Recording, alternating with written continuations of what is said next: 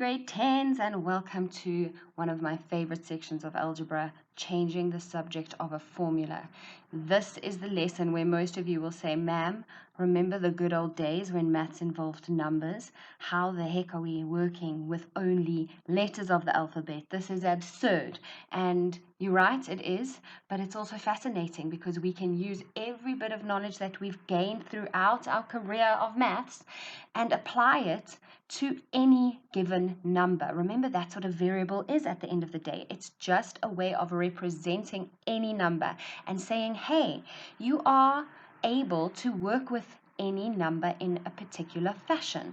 So these kinds of questions shouldn't be intimidating for you at all because you've actually been using the skills that we're going to practice in this lesson for many years already.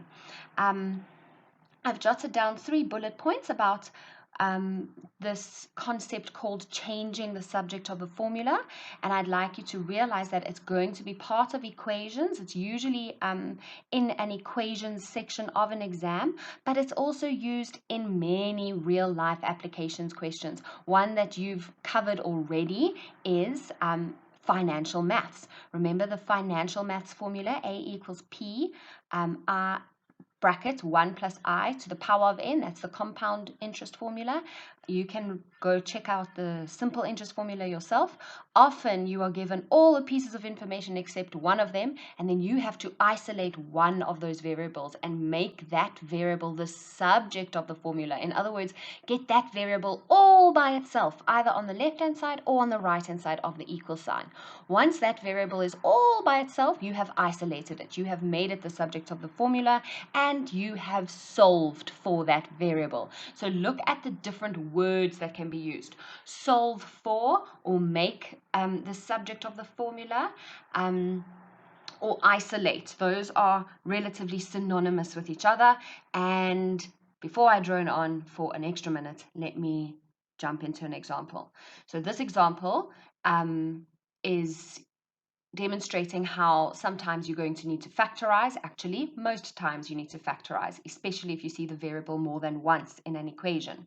So here we asked to solve for x. Now, if Q and M were any other numbers, 3 and 4 or whatever you like, you would generally gather your like terms. So let's pop our mx to the left-hand side of the equal sign, and so it changes sign and becomes negative mx, and now at least we have all our x's on one side, so qx minus mx equals p. Now how on earth are we going to get x all by itself? Since it repeats itself throughout these two terms, don't you agree that x is the highest common factor? So we need to factorize. Take x to the front and we're left with the bracket q minus m. Now I want you to remember that factorizing is the opposite of simplifying. And so you are creating a product of two factors. That's where the word factorize comes from. So this qx minus mx is the product of x times q and m. So in actual fact, I can imagine a times sign between the x and the bracket. Now I want to ask you, how do we undo timesing? What is the inverse operation of multiplication? Yes, division.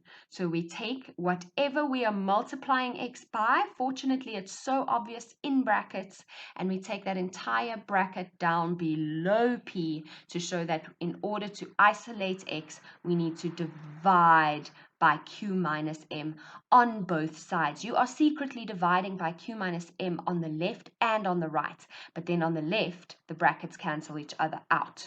So I am being cheeky by skipping a couple of steps, but I think you have what it takes to realize you don't need to show every single step. You can do this, making the subject of the formula relatively quickly.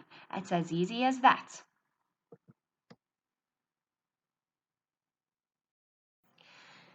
This example shows us, is just demonstrating how sometimes you need to be able to undo squaring by applying a square root.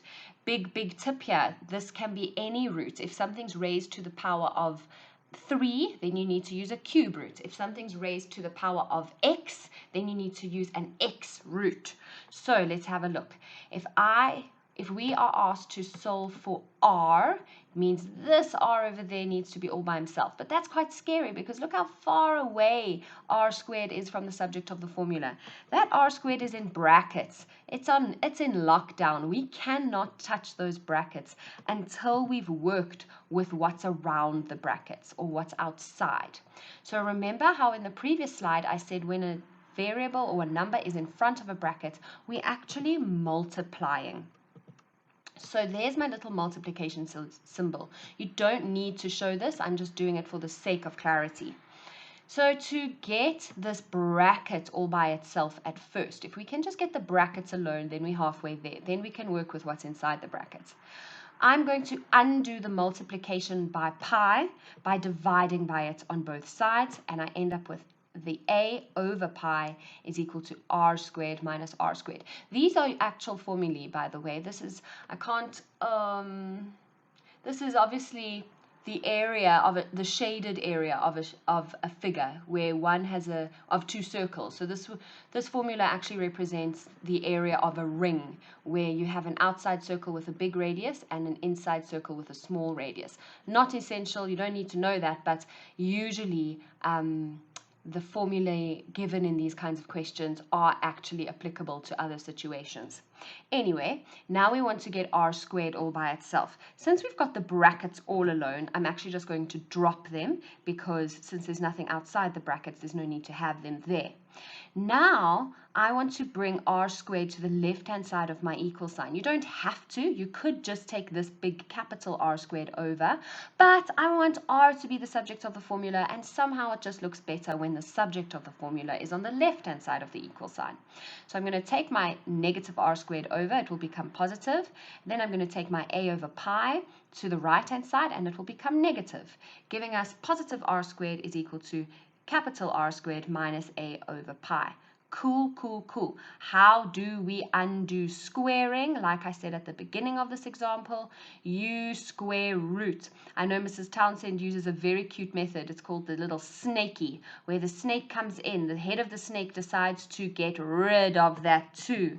But by getting rid of the 2, by introducing the snake, you've got to draw the rest of the snake's body. So I've tried to symbolize that over there. Look at how the snake's head has destroyed. It's eaten that exponent.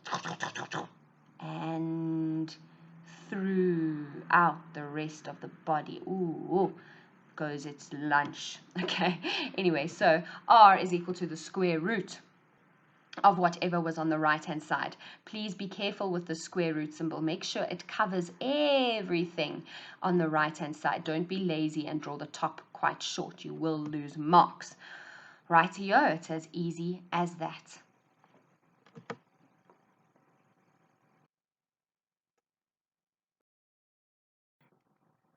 Last example for the day is one where you are required to find an LCD. I know you're not going to have any troubles with this because that is what you did yesterday. If you haven't done yesterday's homework, get on top of it. You have a test tomorrow and this is included in your test. So first things first, when you see one fraction, we turn them all into fractions.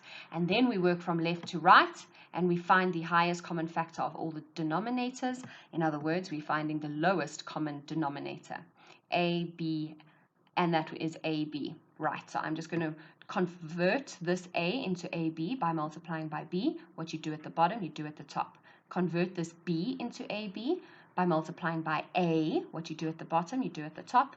And convert the 1 into AB by multiplying by AB. What you do at the bottom, you do at the top. Now, although they look different, AB, BA, and 1AB, I'm sure you would agree that the value of all these denominators is exactly the same. So the denominators are now officially the same. And so we can drop them. XB plus XA equals AB. What was the question again? It said solve for X. Luckily, all our X's are on one side of the equal sign.